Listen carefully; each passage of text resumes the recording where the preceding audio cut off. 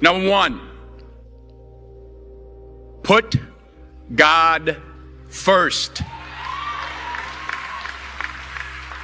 Put God first in everything you do. Everything that you think you see in me, everything that I've accomplished, everything that you think I have, and I have a few things, everything that I have is by the grace of God. Understand that. It's a gift.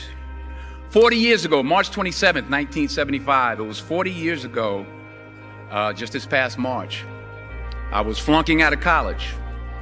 I had a 1.7 grade point average. I hope none of you can relate.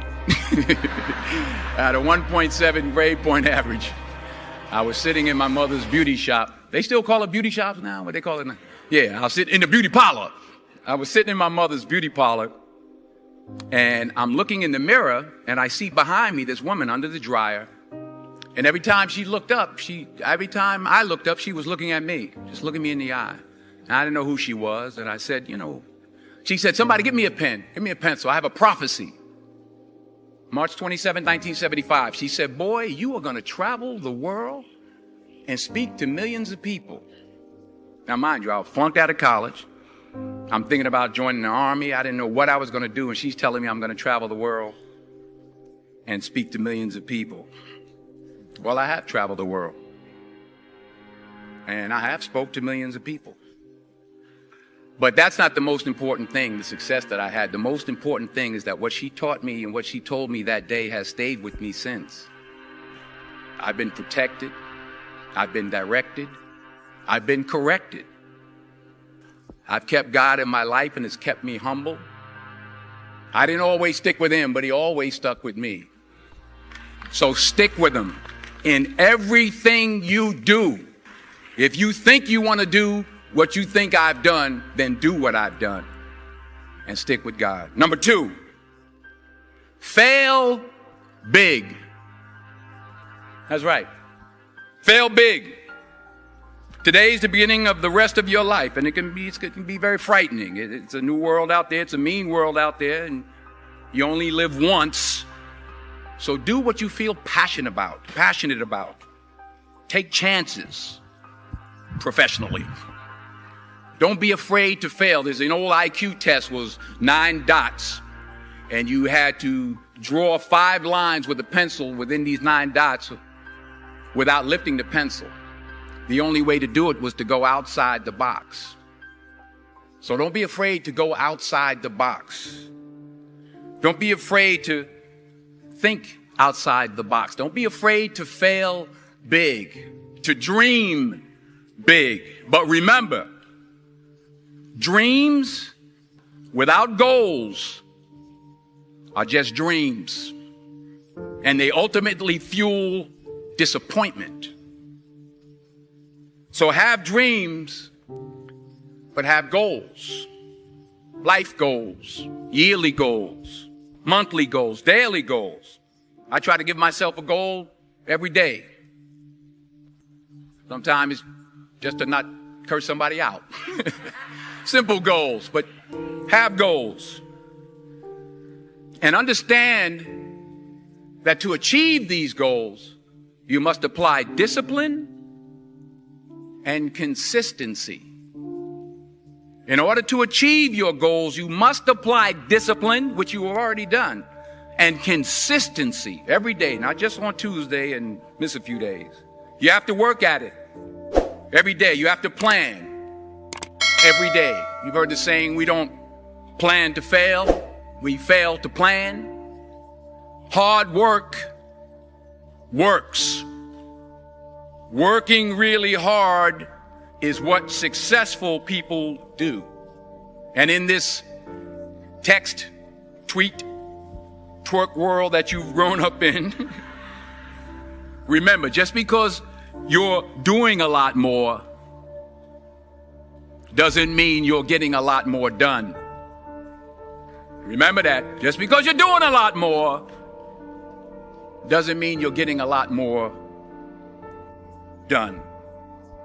Don't confuse movement with progress.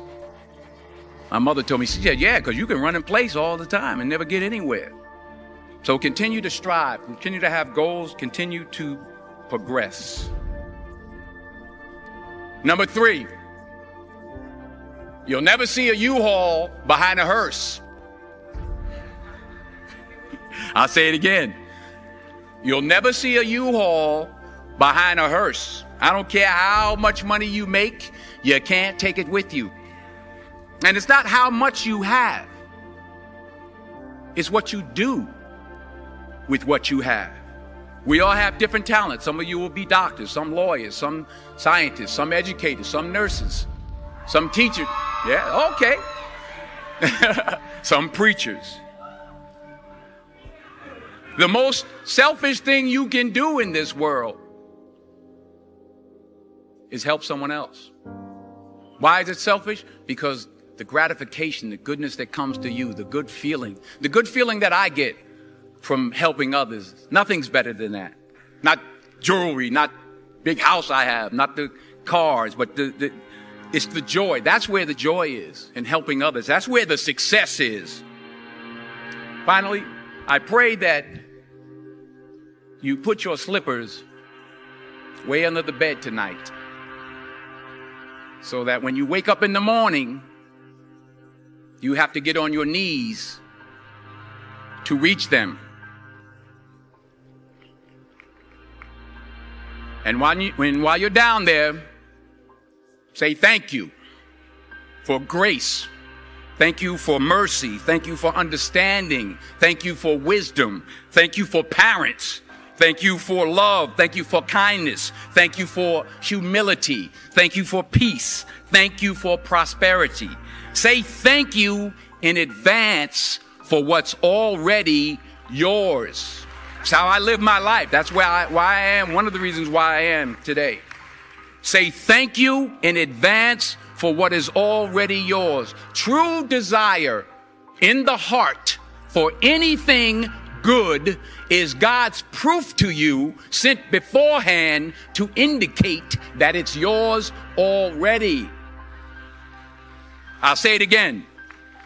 True desire in the heart, that itch that you have, whatever it is you want to do, that thing that you want to do to help others and to grow and to make money, that desire, that itch, that's God's proof to you, sent beforehand already to indicate that it's yours. And anything you want good, you can have. So claim it. Work hard to get it. When you get it, reach back. Pull someone else up. Each one, teach one. Don't just aspire to make a living. Aspire to make a difference.